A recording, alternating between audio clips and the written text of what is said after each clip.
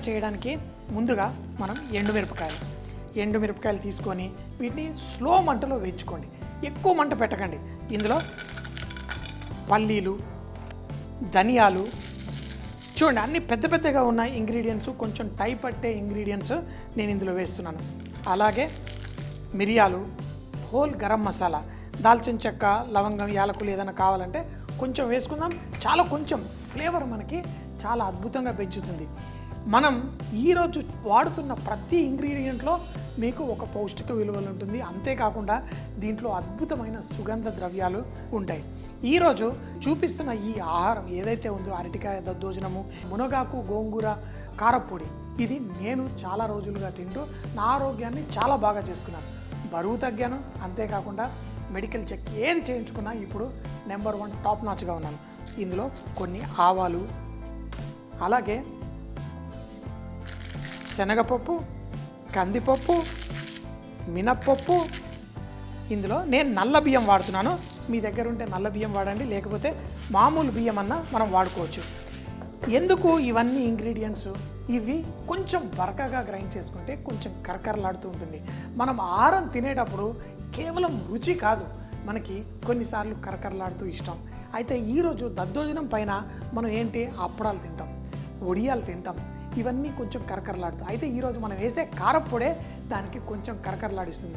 కానీ మీ అప్పడాల కంటే, మీ వడియాల కంటే 1000 రెట్లు పౌష్టిక విలువలు ఉన్న ఈ గన్ పౌడర్ మనం తయారు చేసుకోండి. అయితే నేనేం చేస్తానంటే, ఇప్పుడు బేసిక్ గన్ పౌడర్ నేను తయారు చేసుకొని కొన్నిసార్లు రకరకాల ఆకుకూరలు వాడతాను. మీకు పాలకూర వాడుకోండి, పుదీనా వాడుకోండి, కరివేపాకు మనందరికీ ఇష్టం. కాకరకాయలు కట్ చేసి ఎండబెట్టుకొని తర్వాత లైట్గా వేయించుకొని దాంతో కాకరకాయ పొడి మనం చేసుకోవచ్చు. ఎండాకాలంలో ఈ టైంలో మనకి ఏవైనా లైట్గా ఎండబెట్టుకుంటే చాలు మనకు వచ్చేస్తుంది. చలికాలంలో అయినా ఇవి ఈరోజు నేను చూపిస్తున్న విధంగా పెనంలో వేసి వేయించుతున్నాను.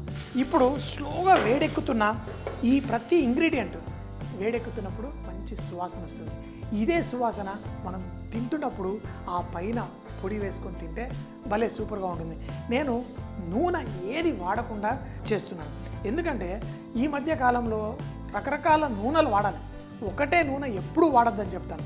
అన్ని రకాల పల్లి నూనె తెచ్చుకోండి, నువ్వుల నూనె తెచ్చుకోండి, కానీ ఆ నూనెలు చాలా కొంచెం వాడాలి. మనం ఏంటి, అందరికీ వేపుళ్ళు ఇష్టం అయిపోయినాయి. బాగా నూనె పోసుకొని ఏది ఆకుకూర చేసినా దాన్ని నూనెలో వేయించేసి నూనె తక్కువగా తినండి, ఆరోగ్యంగా ఉండండి.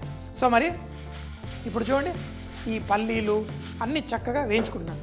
ఇవి కొంచెం వేగాయి, మంచి సువాసన వస్తుంది.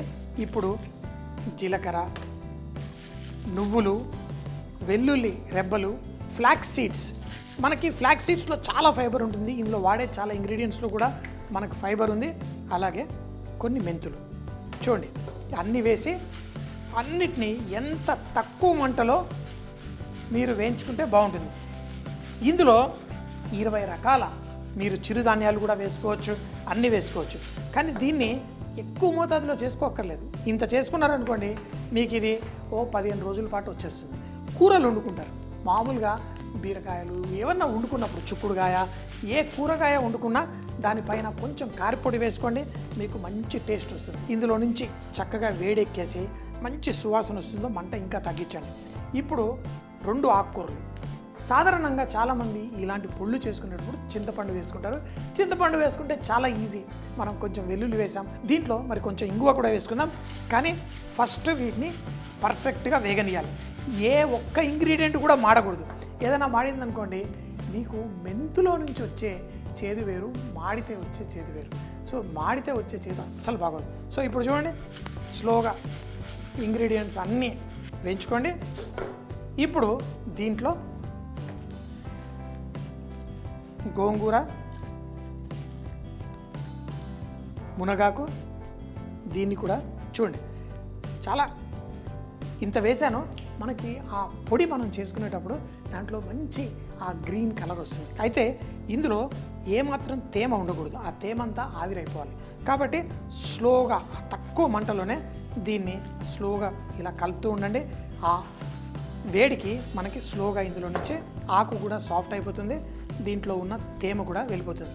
ఈ ఆకు పొడి అన్నీ చేసిన తర్వాత నేను డబ్బాల్లో పెట్టేసుకొని చక్కగా ఫ్రిడ్జ్లోనే పెట్టేసుకుంటాను. ఎందుకంటే 15 రోజుల్లోనే కథం చేసేస్తాను. ఆరోగ్యంగా ఉండడం కోసం ఎన్నో పౌష్టిక విలువలు అవసరం. కానీ ఒక్కొక్క దాని గురించి చదువుకొని టైం వేస్ట్ చేసుకోకర్లేదు. ఒకటే విధంగా మనకి ఈ పౌష్టిక విలువలు ఎట్లా వస్తాయంటే రకరకాల కూరగాయలు, రకరకాల ఈ దినుసులు అయితే వాడుకునేటప్పుడు మనం జాగ్రత్తగా మనం ఆర్గానిక్ అట్లా వాడుకుంటే ఇంకా బాగుంటుంది.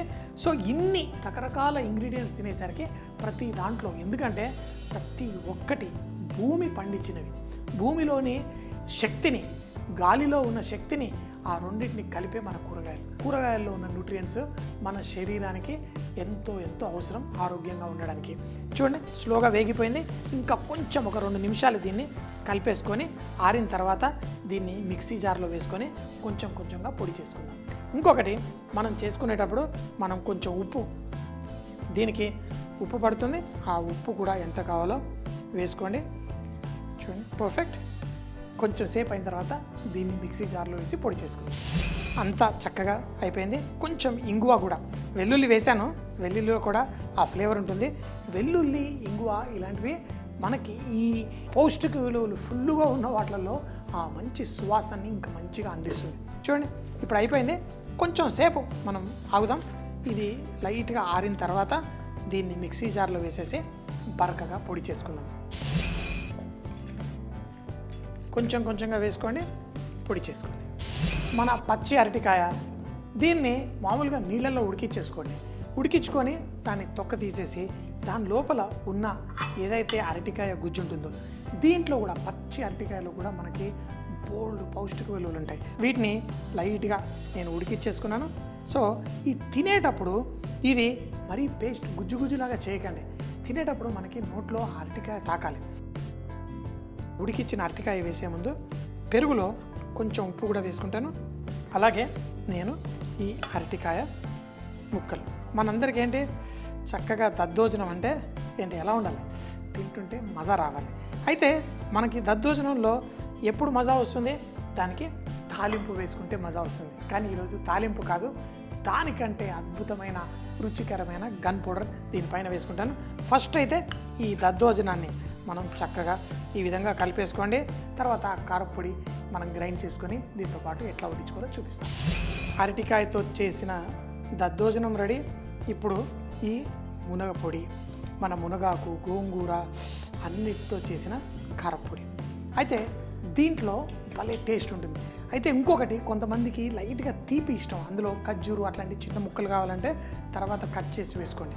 కానీ మనం చూడండి, అరటికాయ దద్దోజనం, ఇందులో పెరుగులో ఉన్న మీగడ మాత్రం నేను తీను, అది ఆరోగ్యానికి చాలా మంచిది.